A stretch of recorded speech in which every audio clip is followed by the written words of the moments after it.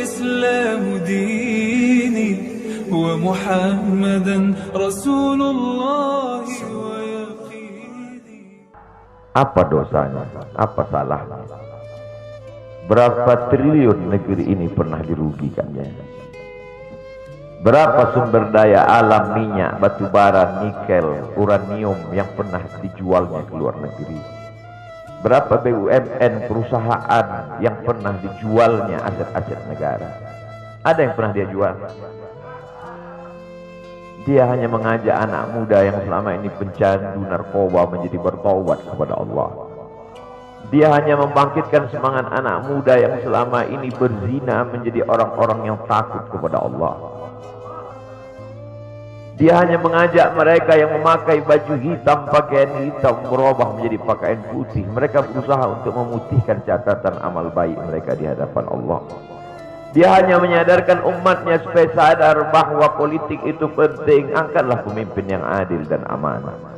Dia hanya sedang mengajak umatnya supaya jangan memilih pemimpin kafir. Salahkah perbuatannya? Tidak. Dia tinggal negara demokrasi. Dalam dunia demokrasi, siapapun berhak untuk mengajak menyuarakan kebenaran. Dia tidak melawan sultan, dia tidak melawan ulil amri, dia tidak melawan siapapun. Dia hanya melawan ketidakadilan.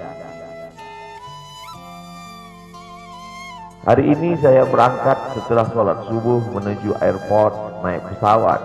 Setelah naik pesawat, naik mobil. Setelah naik mobil, jalan macet, saya mesti turun naik sepeda motor. Setelah naik sepeda motor pun juga tidak bergerak, jalan kaki. Akhirnya sampai kemari. Dalam hati saya berkata, celaka betul orang yang mengatakan kemarin katanya tidak ada akan menyambutnya. Sudah 3 hari, saya pikir 3 hari tidak ada orang lagi. Saya akan datang bisa duduk berdua dengan beliau. Saya tidak datang mau ceramah, saya tidak datang mau tausiah, saya tidak datang mau tablik akbar.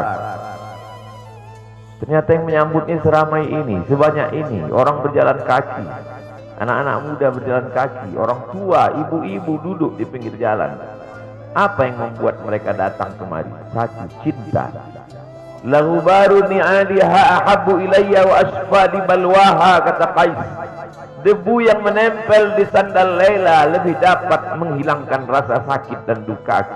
Hanya cinta kepada Laila, apalagi cinta kepada zuriat Nabi Muhammad sallallahu alaihi wasallam.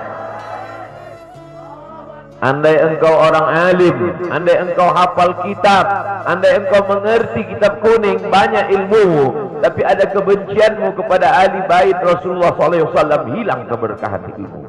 Andai engkau punya derajat seperti seorang wali, andai engkau diangkat Allah sebagai wali, maka jatuh derajat kewalianmu hanya karena kebencianmu kepada ahli bait. Apa kata Kiai Haji Maimun Zubair? Ahli bait itu seperti Quran yang lapuk. Andai ada ahli bait itu yang nakal, yang jahat sekalipun, dia tetaplah seperti Quran yang lapuk.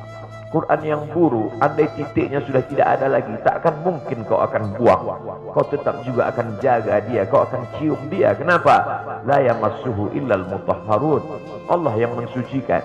Seorang sahabat Nabi disuruh membuang air bekas daripada bekam Rasulullah SAW. Buanglah ini, kata Rasulullah. Lalu kemudian beliau pergi ke belakang. Setelah itu dia datang lagi menghadap Rasulullah SAW. Rasul tahu apa yang dia lakukan, karena Nabi dapat wahyu. Nabi terbuka hijab, tapi Nabi ingin bertanya kepada dia. Bukan Nabi tidak tahu, Nabi tahu, diberikan Allah pemberitahuan. Nabi ingin memberitahu siapa yang tidak tahu. Kemana darah bekam tadi kau buat, kata Nabi.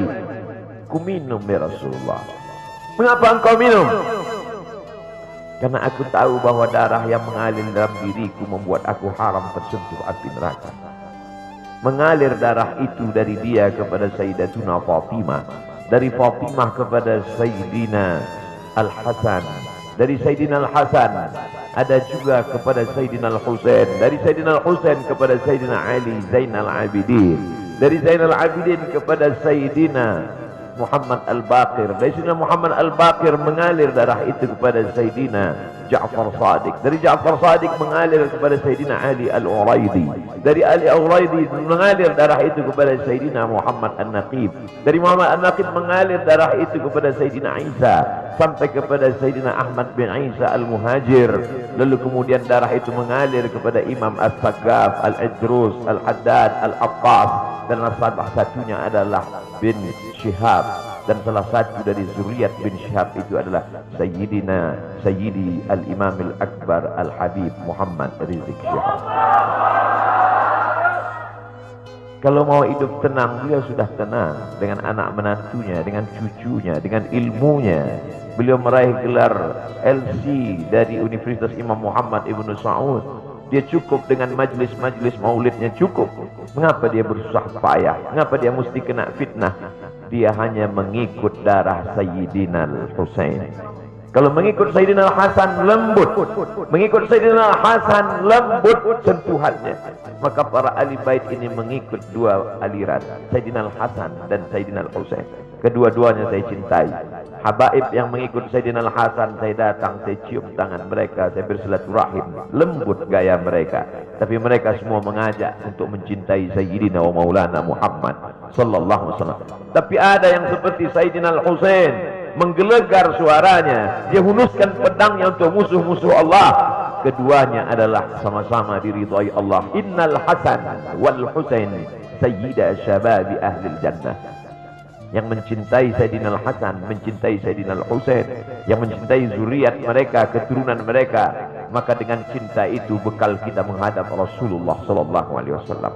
Andai aku dihadapkan nanti menghadap Allah, tahajudku tak sebanyak Imam Ahmad bin Hanbal, 300 raka'ah fil yaumi wal lailah, 300 rakaat sehari semalam. Andai aku dihadapkan kepada Rasulullah sallallahu alaihi wasallam, maka jihadku tidak sebanyak Sayyidina Khalid ibn al-Walid. Setiap jengkal kulitnya, setiap tetes darahnya tak lepas daripada tebasan tombak, anak panah dan pedang. Andai aku dihadapkan kepada Sayyidina Maulana Muhammad sallallahu alaihi wasallam, amalku tak sebanyak Abdurrahman ibn Auf. Lalu apa bekalmu, hai Abdul Somad? Adakah ceramah-ceramahmu itu bisa kau jadikan bekal menghadap Allah? Tidak. Sebagiannya sudah diambil oleh tatapan mataku melihat berapa subscriber, follower, dan viewer. Abdul Somad mungkin habis amalnya sudah riya. Satu-satunya yang akan kujadikan bekal menghadap Rasulullah hanyalah aku pernah mencintai keturunanmu. Aku pernah mencintai zuriat.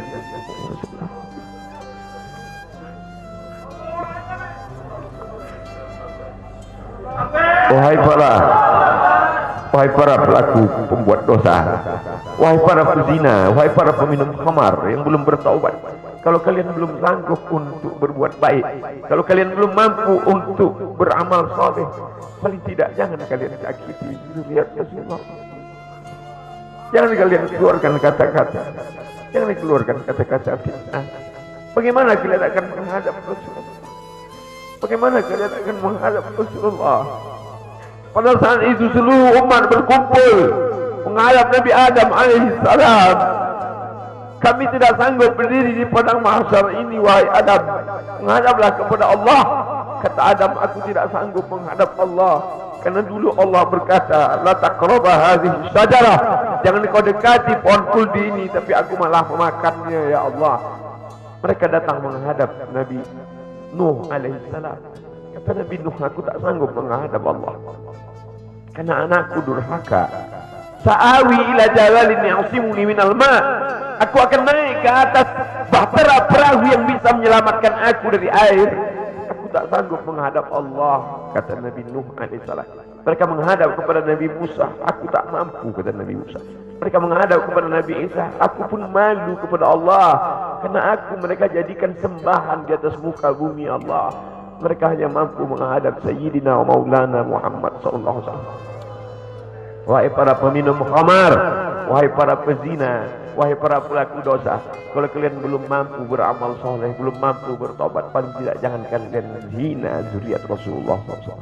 Bagaimana kalian akan menghadap Rasulullah? Pada saat itu tak ada syafaat. Man dzalladzi yashfa'u 'indahu illa bi'iznih. Tak ada satu pun yang bisa memberikan syafaat kecuali Sayyidina wa Maulana Muhammad sallallahu alaihi wasallam. Wahai para pemimpin yang hari ini kau dititipkan amanah kekuasaan. Beberapa hari ini kau lihat apa yang dilakukan orang pada Donald Trump. Kurang hebat apa lagi Trump? negara adidaya, kekuasaan, kaya raya. Tapi ketika kekuasaan itu diambil oleh Joe Biden, kita pun malu melihat video ejekan-ejekan itu. Kalau hari ini kau punya kekuasaan, saudaraku, sampai masanya kau juga akan mengalami seperti yang dialami oleh Trump. Jabatan itu cabut Allah Ta'ala.